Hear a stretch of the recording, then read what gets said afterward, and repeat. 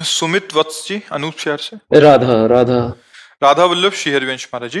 महाराज जी, आपकी और प्यारी जी की कृपा से ग्रस्त धर्म के साथ साथ घर पर निशुल्क विद्यालय के माध्यम से श्री जी की सेवा करने का सौभाग्य प्राप्त हुआ है। सभी विद्यार्थी गत 1 वर्ष से नाम जप और नित्य प्रति नाम संकीर्तन करते हैं, परंतु उनकी पढ़ाई सुचारू रूप से रखने के लिए उन्हें दंड भी देना पड़ता है। तो मन में बड़ी ही दुविधा होती है कि कहीं वैष्णव अपराध ना बन जाए, क्योंकि सभी विद्यार्थी नाम जप कीर्तन और तिलक धारण करते हैं। कृपया मार्गदर्शन करें महाराज जी उनको। एक बार महाप्रभु चैतन्य देव के पिता महाप्रभु को डांटा, तो स्वप्न में एक महापुरुष प्रकट हुए और उनका तुम्हें पता है तुम्हारे पुत्र रूप में कौन है आप जिनको डांट रहे थे? बोले ना मुझे पता करना है ना सुनना है, जो भी है हमारे बेटे हैं, हमारे पुत्र बने हैं आकर, तो हम डांटा है, आगे आवश्यकता पड़ी तो चपत भी लगाएंगे, ये सौभाग्य देने के लिए वो पुत्र बने हैं। तो महापुरुष मुस्कुराकर अंतर ध्यान हो गए। हम ये क्यों उदाहरण सुनाया कि वो शिष्य रूप में है, आवश्यकता पड़ी डांटेंगे, आवश्यकता पड़ी तो हम उनको दंड भी देंगे। अब जैसे ये सब है तो ऐसा नहीं कि इनसे प्रिय व्यवहार ही करते हो, कभी कभी किसी की वृत्ति को ठीक करने के लिए ना गुस्सा है ना द्वेष है, पर रूप बना लिया गुस्सा वाला और क्रोध का शब्द उच्चारण करते हुए, तो ठीक है फिर हम ऐसा ऐसा तुम्हें दंड विधान करते हैं।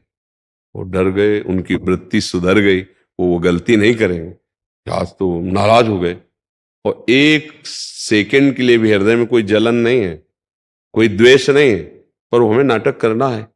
अगर हमें गुरुपद में भगवान ने बैठाला है, ये शिष्य हैं, तो हमको इनके दोष दर्शन करने हैं कि इनकी गलती क्या हो रही, इनकी त्रुटि क्या हो रही, क्योंकि इनकी उन्नति कैसे होगी। अब ये तो हमारे ऊपर समर्पित हो गए, तो हम इनके ऊपर समर्पित हैं कि इनकी कोई भी गलती इनको परास्त न कर पावे। पहले से उस गलती को सावधान, और अगर त्रुटि होती है तो दंड विधान। तो उसमें थोड़ी कि इनके अंदर भगवान है, ये वैष्णव है, ये तो आचार्य परंपरा से है, तो अब हमारे अंदर जो मंत्र है वही मंत्र इनके अंदर है, जो आचार्य के अंदर मंत्र है वही इनके अंदर मंत्र है। पर हमको ये सेवा मिली है कि शिष्य है, इनकी कोई त्रुटि होगी तो हमें डांटना है, हमारी पूजा है इनकी। जरूरत पड़ी तो दंड विधान भी रचा जाता है। ऐसा नहीं कि सबको, जैसे आप ये स्वरूप देख रहे हैं इतना ही नहीं है, जब अगर गलती कर दी तो कठोर स्वरूप भी है कि आपने हमारे सिद्धांत को जानते हैं, आपने ऐसा कैसे कर। तो अब क्या हुआ, उनका चित्त संभल जाएगा और प्रभु की तरफ चलेंगे। तो आपका उद्देश्य उनकी उन्नति है, ना कि द्रोह है। जो हम द्रोह करके दंड देते हैं या द्रोह करके या किसी न्यून बात को लेकर के, वो ठीक नहीं है। हम उनकी उन्नति का भाव रख करके, उनके अंदर जो उस उन्नति में बाधक भाव हैं उनको संबोधन, ये देखो आप ऐसा करते हैं, और दंड भी दिया जाता है तो वो मृदु दिया जाता है। मृदु, ना उसके शरीर की हानि हो, ना उसकी मानसिकता में निगेटिव भाव आने पावे। ये भी बात है, दोनों चीजें समझनी। जैसे कुम्हार मटकी को ऊपर से मारता है तो नीचे से थाप लगाए, अगर डांटा तो फिर शाम के बुला के गले लगा करके। ऐसा भी नहीं है कि डांट दिया तो अब उनका परमार्थ है कि अब सब कुछ छोड़ के हम महाराज जी के सारे हुए, अब यहाँ तो अतरे दिन। ऐसा भी नहीं, इतना प्यार भी देना है कि हर परिवार के संबंध का प्यार उनको एक जगह समझ में आए कि मेरे माता तो महाराज जी, पिता तो महाराज जी, मेरे गुरु तो महाराज जी, और मेरे दोस्त तो महाराज जी। आप क्या समझते हो, इन बच्चों को ऐसे थोड़ी रखते हैं। इनको अच्छे अच्छे पदार्थ पवाकर पुष्ट भी करना है, पर इनके दोष रहने नहीं देने कि तुम खाओ और उद्दंडता करो। तो अब जैसे जो है, कभी उद्दंडता, निगेटिव भाव नहीं आने चाहिए। तो जैसे विद्यार्थी है, उसको ये भाव अंदर से इतना दुलार कि गुरु जी हमें बहुत दुलार करते हैं, पर अगर हम गलती करेंगे तो पीट भी देंगे। वो हमारे लिए अपराध नहीं है, वो हमारी सेवा है। अपराध तब होगा जब वो गंदा बात करे और हम देखते रह जाएं, तो हम अपने धर्म से चूक जाएंगे। ये बात है, हमें कोई भी गलत कार्य बर्दाश्त नहीं करना अपने शिष्यों में। अपने शरीर में तो होना ही नहीं चाहिए, अपने अनुगमन करने वाले शिष्यों में कोई गलती बर्दाश्त नहीं होनी चाहिए, ऐसी जैसे अपने अंदर गलती बर्दाश्त नहीं होती, ऐसे नहीं, क्योंकि उनकी उन्नति में बाधा है। तो वो अब जैसे कुछ स्कूल के जो अब बच्चा बहुत छोटा है, अब हरी डंडी बांस की, अब वो कोई क्रिमिनल थोड़ी है, विद्यार्थी है, खेल की अवस्था है। ये आसुरी प्रवृत्ति है, ये दंड नहीं है। ये फिर वो अपने दंड का विधान रच रहा है। ऐसा नहीं करना चाहिए। जैसे टीचर जो है ना, हमने खुद विद्यालय में देखा है, जैसे कोई सवाल नहीं लग पाया है, कोई ऐसा काम नहीं कर पाया, तो वो अवस्था ही प्रमाद की होती है। ये अवस्था जो किशोर अवस्था होती है ना, अगर इसको शासन में ना लिया जाए तो बहुत ही उद्दंड अवस्था होती है। किशोर अवस्था से यौवन अवस्था तक खड़ा कर दीजिए आप, तब तक खड़े रहिए जब तक ऐसे।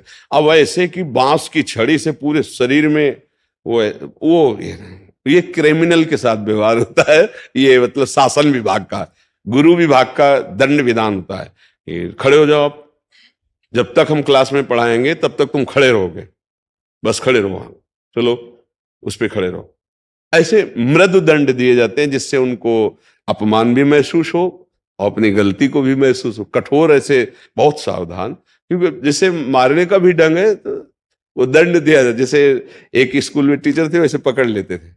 हाँ तो गलती नहीं होनी चाहिए, नहीं होगी पंडित जी, गलती नहीं होगी, छोड़ दिया। ऐसे मृदु दंड, बच्चों को मृदु दंड दिया। सबसे ज्यादा दंड होता है नजर का, कठोर दंड मतलब नजर का। ऐसा शारीरिक दंड बच्चों को कम देना चाहिए, क्योंकि बहुत जैसे 5 में पढ़ रहे हैं, 8 में पढ़ रहे हैं, और ये उद्दंडता होती है। भगवान अवतरित हुए इस अवस्था में, वो भी उद्दंडता के, अपनी माँ के घर के माट फोड़ देना, ये कर नहीं हुआ तो वो भी बांधे ना भगवान को, वो भी छड़ी उठाए भगवान के लिए। तो ये अवस्था ही ऐसी होती है। तो अंदर प्यार रखकर बाहर से अगर हम मृदु शासन करें तो ये कोई अपराध नहीं। ठीक है, उसके उपरांत भी अगर कोई सुधरे नहीं तो फिर उसका क्या होगा? भगवान के ऊपर छोड़ देना चाहिए, क्योंकि अपना अधिकार नहीं। अगर आप ज्यादा दंड दोगे तो आपकी नौकरी भी चली जाएगी, या आपके ऊपर भी रिपोर्ट हो सकती है, नहीं हो सकती। तो आपको अपने को भी बचाना है, फिर भगवान के ऊपर छोड़ दे कि अब जैसा हमारा प्रयास है वो तो उतना ही प्रयास है, इसके बाद भगवान जाने। जैसे ऐसा होता है, फिर हमारा जहां तक प्रयास है इसके आगे हम नहीं कर सकते।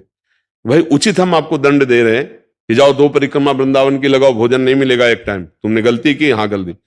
अब इसके बाद आप सुधार नहीं कर रहे, रोज वही, तो फिर आप अपने घर जाओ, हम आपको नहीं संभाल पाएंगे, और उनके माता पिता को सूचना देके आप इनको ले जाइए, या फिर आप कहीं और देखिए, आप हमारे बस से बाहर हो चुके हैं कि आप जा सकते हैं, क्योंकि यहाँ ऐसे आचरण वाले रहते नहीं हैं और हम आपको अब सुधारने में असमर्थ हैं। क्योंकि जब आप सुधरना ना चाहोगे तो आपको कोई नहीं सुधार सकता, और अगर आप सुधरना चाहते हैं गलती में तो 1-2 बार आपको संबोधन करना पड़ेगा, आप खुद सुधारें। तो जो साधक सुधरना नहीं चाहते उनको सुधारना असंभव है। जैसे कुछ विद्यार्थी वो नहीं सुधरना चाहते, तो हमें कठोर दंड नहीं देना चाहिए, प्रभु को छोड़ दे, उनके घर वालों को बता दे। ऐसा ज्यादा परेशानी हो तो उदासीन हो जाए, उदासीन सबसे बढ़िया, न राग न द्वेष, राधा राधा राधा राधा राधा। क्योंकि ज्यादा दंड देना ठीक नहीं है। ज्यादा दंड दे दीजिए तो अगर वो कानूनी कार्रवाई कर दे तो आप बंधन में आ जाएंगे, ऐसा है ना, है ना ऐसा। तो फिर हाँ उचित मृदु डांट दिया, नजर से ऐसे खड़ा कर दिया, ऐसे तो उचित दंड। तो इसलिए जो बड़े बच्चे हो गए उनको प्यार से समझा दीजिए, नहीं समझ रहे तो आप उनको नमस्कार कीजिए, जैसा मन आवे बच्चा, हम तो जितना हमारा कर्तव्य हम कर रहे हैं, आगे आप जान लें।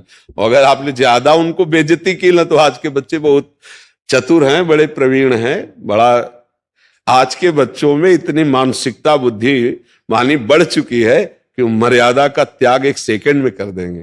तो सयाने बच्चों से मित्रवत व्यवहार करे, समझा दे, दंड ना दे, बहुत सावधानी से चले।